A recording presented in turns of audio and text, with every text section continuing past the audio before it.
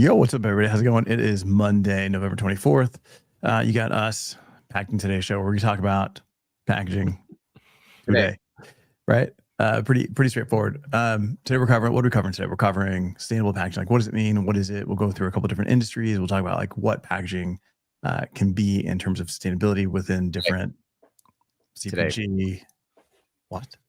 We'll do that today. We'll do that today. That's right. So we got Corey Caveman Connors joining us from Seattle. What's up, buddy? How's it going? It's great. Seattle's wonderful. Nice. I give up. I'm just claiming it for now. Then we got Adam, the Pale Man Peak. Hello. Coming in from Utah. Hello. Yeah. What'd you do this weekend? I did a lot of stuff this weekend, actually. I drove down to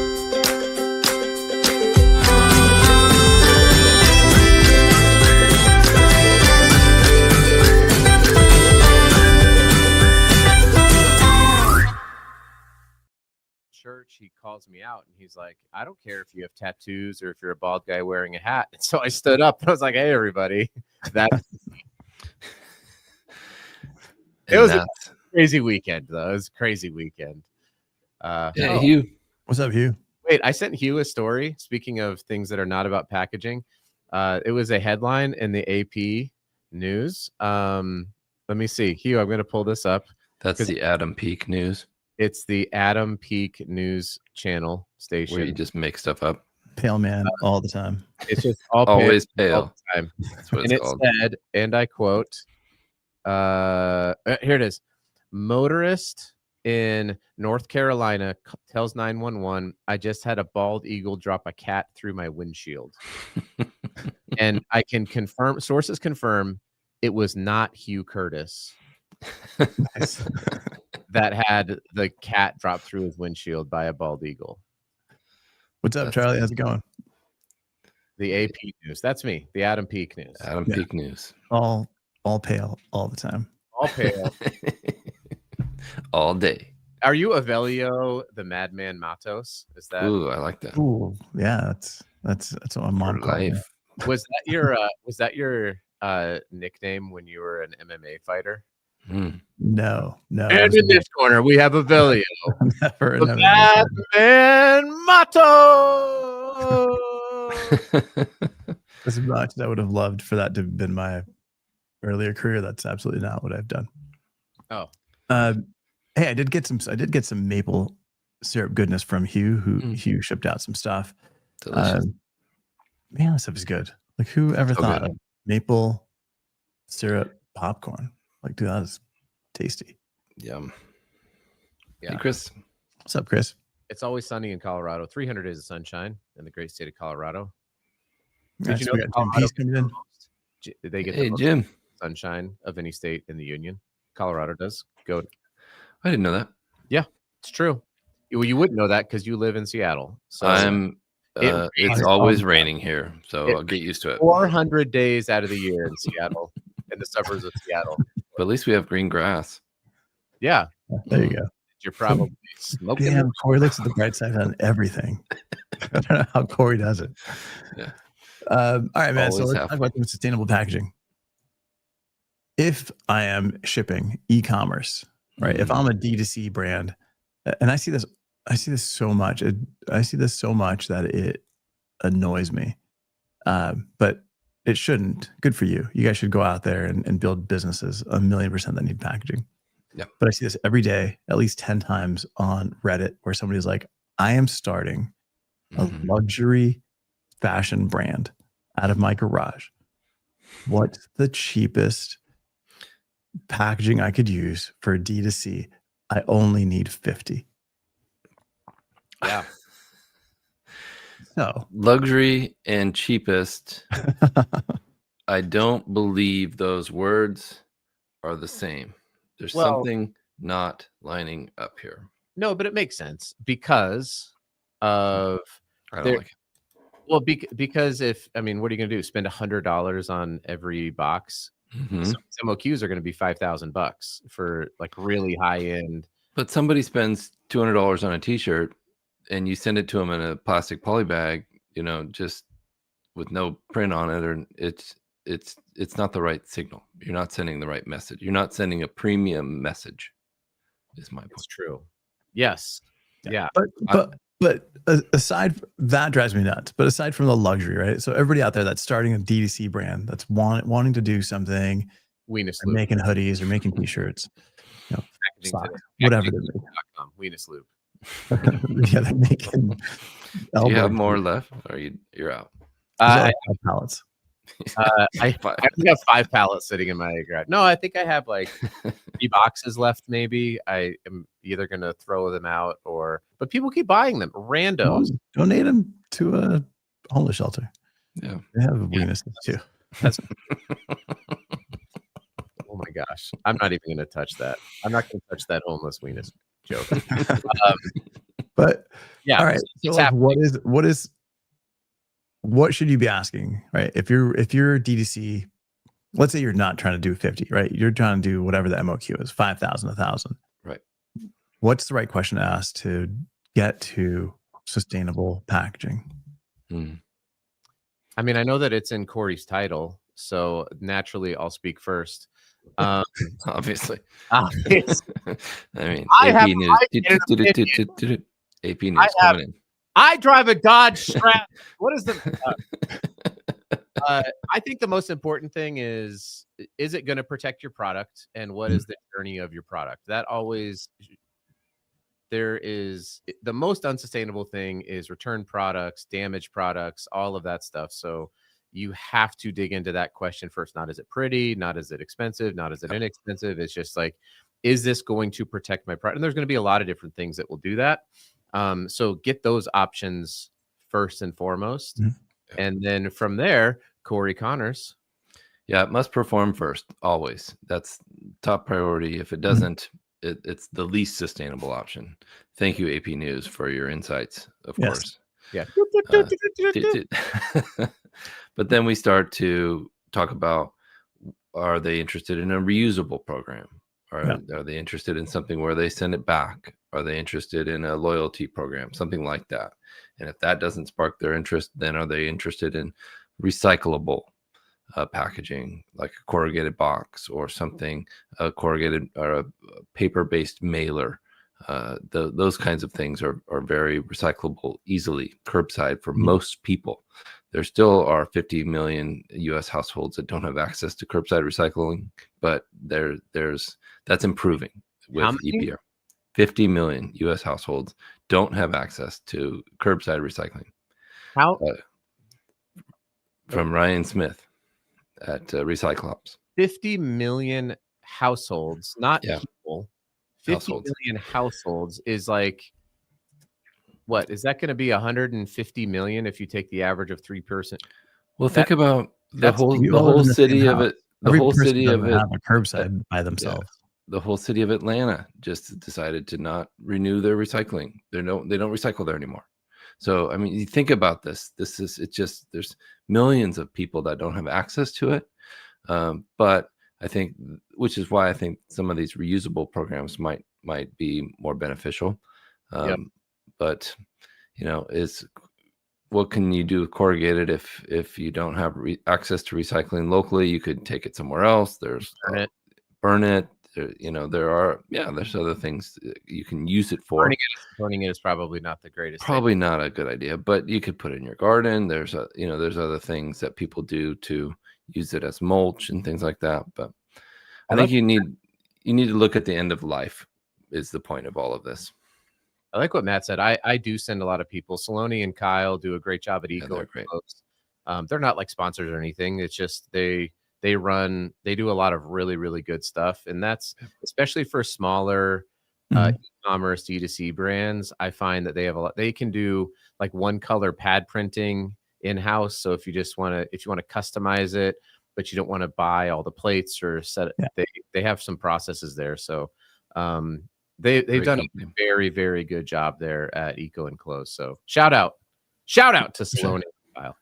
But I also agree with with Kmart here, right? So for small quantity stuff, you can go on a website and buy boxes, right? You can go to Uline or Boxery or any of these companies that just sell standard blank boxes, white or craft.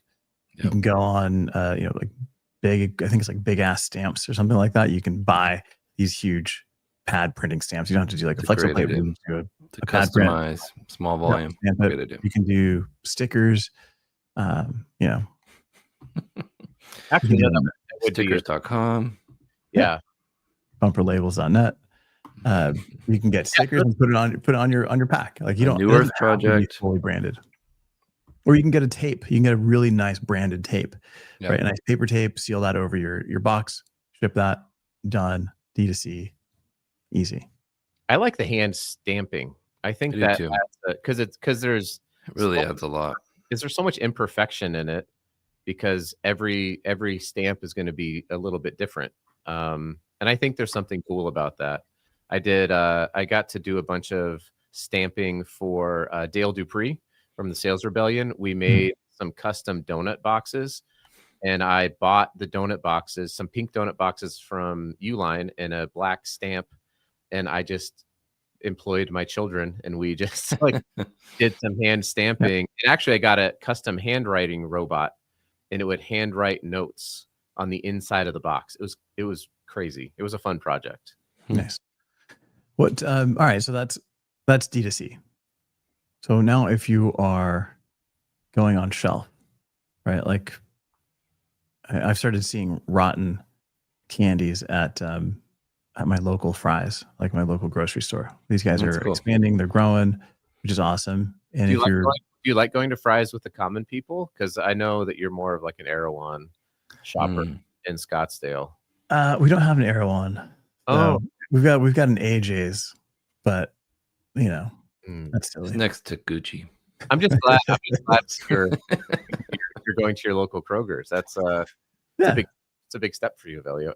And by the way, you got out of your house, so congratulations. Oh yeah, Yeah. good for you. I mean, I literally live next door, so I have a tunnel. I don't even see the sunlight.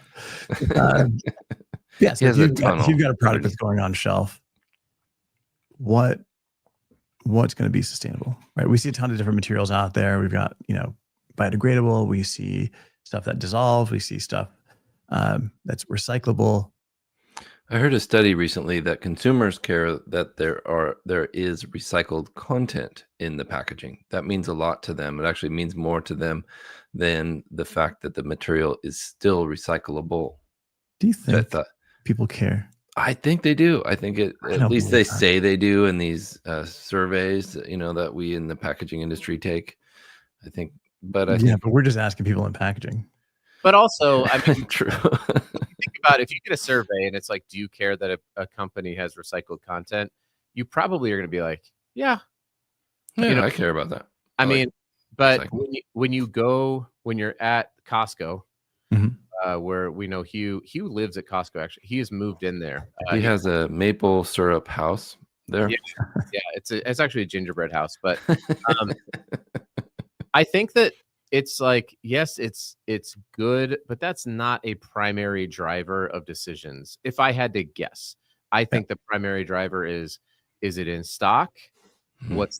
What's the price? And then honestly, just how Right. does it look? Does it look Does it fresh? look premium? Does it look quality? I just think there's something about that is a bit more important to consumers. And then at the end of it, there's a justification that's rational. So there's a tremendous book that I recommend anybody to read. It's called The Righteous Mind: Why Good People Divide Over Religion and Politics. Hang on a second. But the book actually talks about why people make decisions.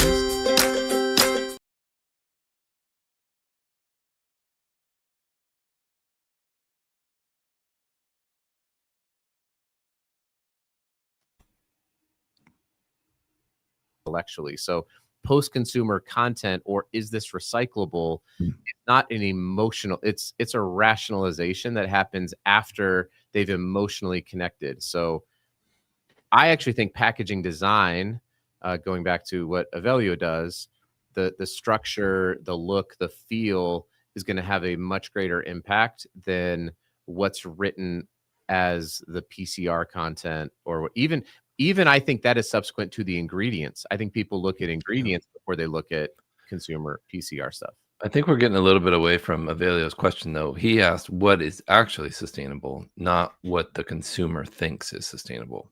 So, Yeah, but if the consumer doesn't buy your product, or if they're not Yeah, motivated, but consumers are not buying it because it's recycled content.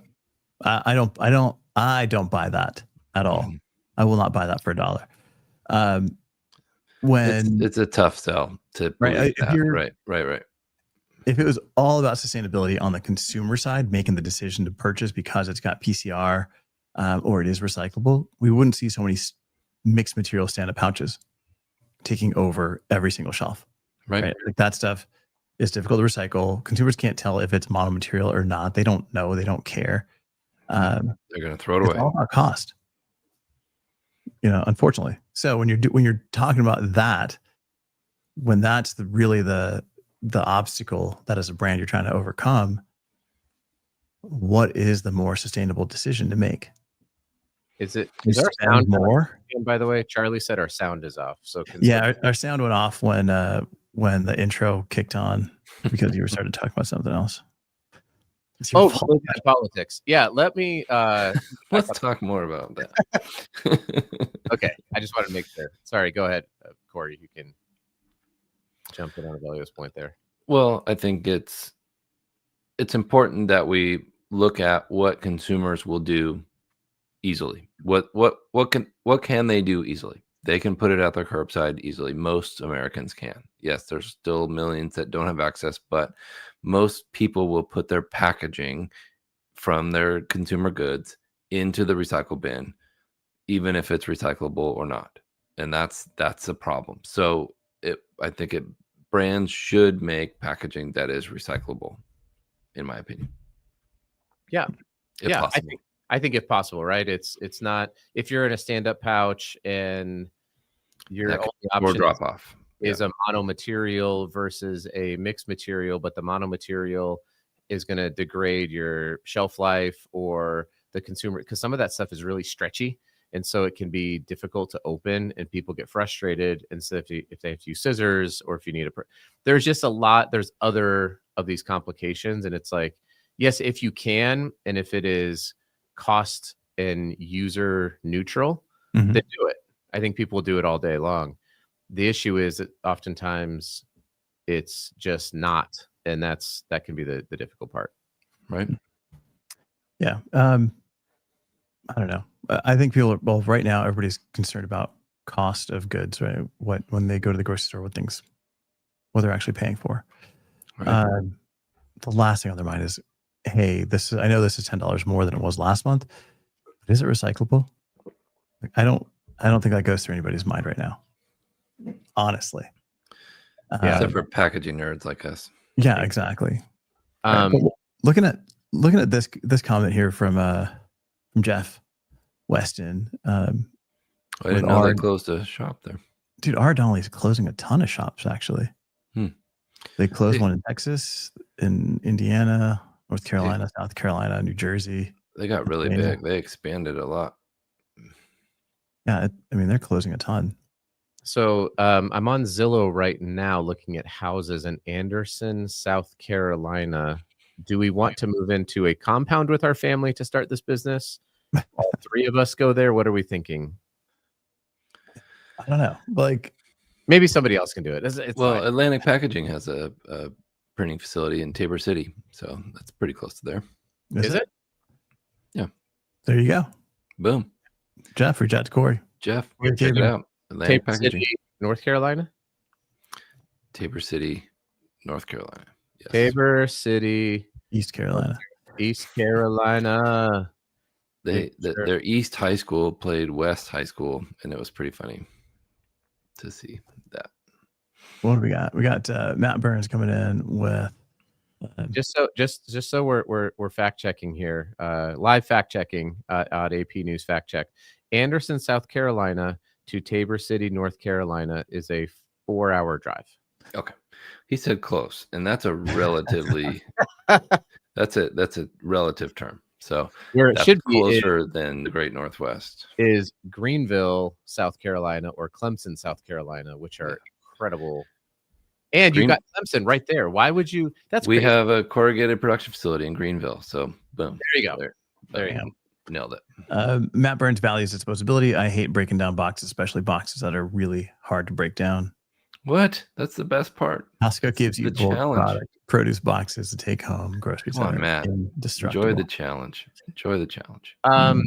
Yeah, hot take. Don't use the boxes. Just say no. at Just say Costco. no. And then you just load them in your vehicle. And then for me, we have 8 people in my house, so it's basically a U-Haul. Just let them roll around the back. It's fine. Yeah. Dude, Yeah. I walk out of the grocery store. If I'm going in for like 3 or 4 things, I walk out of the grocery store with the stuff in my hands. Yeah. I always think it's so people are thinking I'm like the dumbest person, but I'm like, I got a receipt and I got, eggs and like a can of jam or whatever I got stacked in one hand. I walk out. I don't. Here's the best part though. When I do that, I just go right out the door. I don't even pay. It's wild. That's how you've saved so much money. Yeah, that's how you fight inflation. Is don't do that. Don't steal everybody. No, Charlie's saying if a brand creates a story around sustainability, they can drive a following. Yes. I think that may be the case for certain industries, but not for all, right? And if we're talking CPG, loyalty. Yeah, if you're in CPG, that's where it gets really competitive, right? Because that's where it's price driven, feature driven. Like there's changes every time you go in. Is CPG near Greenville, South Carolina? Yes. Yeah. We've got Hugh Anderson is just south of Greenville. He's just explaining some geometry. Jim P.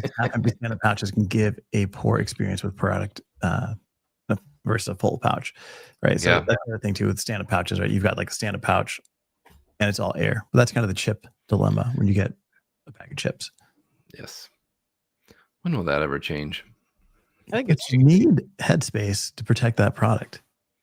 Well, and they're just settling, right? You don't need 3 feet. It's like it's like the bag of chips is this big and it's chips start here. Man, this is a banner day. Corey has gotten we've broken him. Oh, chips. I love chips. So that's all right. So that's like D2C, CPG. Last thing I would say is like retail, right? So if you're going into a store, you're walking, you're buying a shirt, you're buying clothing, jewelry, accessories, that type of stuff, and you're walking out. That's where I think you can get into more things. And because it's part of the experience, it's part of the storytelling, like Charlie was saying, it makes a little bit of a difference. Not when you're in CPG, because that's part of the consumer decision. I'm buying a shirt, I'm buying whatever. There's no if you buy a shirt and it's got 13 pages of cards that you have to that you don't read through and you just throw away, probably that's wasteful. Like Patagonia did a huge study on that, and they said their customers didn't care if there were 3 tags or 1 tag. It didn't affect their decision to buy the shirt or the item. Yeah, but then when you go to the register and you pay for the goods that don't have any packaging on them, and they put them inside of packaging for you to walk out, if that is sustainable, if there is a clear sustainable message to that, consumer feels good about the purchase they've made, right? And they feel good about the packaging. When you said that this, is so different from a stand-up pouch at the grocery store. I like thinking the same. What you've said about retail bags, how it's like a status symbol and people feel good. They walk around the town with them, or they walk around the mall, or they keep them, they buy them. There's a market for bags because people will put them behind their computer or cameras to, right. It's a thing. It's a thing. Yeah. So, even like, oh, there's your local. Yeah, even like this. But where you've got a knitted paper handle and you've got a recycled black paper that's dyed, no printing, and then you've got just a really clear one color print. A really clear message that says, "I'm better than you," and I know it. Yeah, I can carry my lunch in here. Someday you could buy this. I put my McDonald's in there. So I don't know if you've ever covered this topic, but is selling mass market retail more sustainable than direct to consumer through e-commerce? In the sense that great question. If you can take a lot of products, right, and bulk pack them, even if they're already in retail packaging, but the freight costs are going to be significantly less than sending them all out from a distribution center. They go to one place, somebody goes there, they pick up a whole bunch of stuff, and then they go home. That seems to be potentially a lower carbon footprint approach to sustainability, is actually selling through mass market retail and not on all of the, on Amazon and things like that. Right. What do you guys think? It makes sense to ship in bulk. That the move to COVID required a significant increase in packaging because people wanted delivery to their house individually. Whereas if those products would have shipped bulk to a retail store, there would have been a lot less packaging for most of them. So I think that answers that question. Think about direct to consumer, the boom of COVID purchasing. Everybody wants it at home. All of a sudden, that's box in a box in a box because Amazon or whichever retailer or online retailer you're using has to add packaging, and then all of a sudden, your recycle bin is full. What's the number one sustainability problem that brands should be solving? And then I know you got to cut loose. Yeah, I think unnecessary packaging, should be removed. Like they were saying about the pouches that are too tall. Just if you don't need the headspace for protection, then cut it down to size and tout that innovation on the packaging. Say this bag's 30% smaller, but the contents are 100% the same. Something like that. I think there's a lot of waste in the process of buying packaging that's non-marketable that brands can do to save money. So, okay, bye, Corey. Bye, friends. But whether that's lightweighting or changing up materials from one material to the next, or forecasting a little bit better. There's just so much waste that happens in the process, and a lot of times that waste is driven by brand decisions. So one example I would have is like a tight color gamut on specific brand colors. I don't think brands, if people don't care about sustainability claims, they definitely don't have spectrophotometers when they're at the store shelf looking at color deltas. And the amount of waste, like I notice this now running a manufacturing printing company, the amount of waste that is generated because a company says this has to be within this delta tolerance is a lot. And so there's those things that I think brands can do to be more sustainable and save money. Be more lenient. Hey, my green is like this flexible. Just open up the standard a little bit more. It doesn't have to be like, I don't care if it's green or blue, just print it. But like, if you pick a spot color, pick a Pantone color, whatever it is, say, we're willing, our customers won't notice. They literally don't. There's never been a study done, never been a study produced. Nobody ever has cared about a wider color gamut, and we could do it. Open up digital printing, so there's no hardly. If you do decide to get some printing done, you come to idpdirect.com. We care about your color. We do it. No, I mean obviously we do it, but it's just Peak apparently does not care. It doesn't matter. It doesn't matter who's printing it, right? The tighter your color tolerance, the more waste you're probably going to generate. Absolutely. So, Absolutely. Yeah. Well, are we meeting again on Wednesday? Are we going to do it? Is that Thanksgiving? Do we give thanks on Wednesday? No, we give thanks on Thursday. All right. So we'll do Wednesday. We'll see you guys Wednesday. Thanks, man. Good show. Yeah, that was great. Get ready for questions on Can we solve it?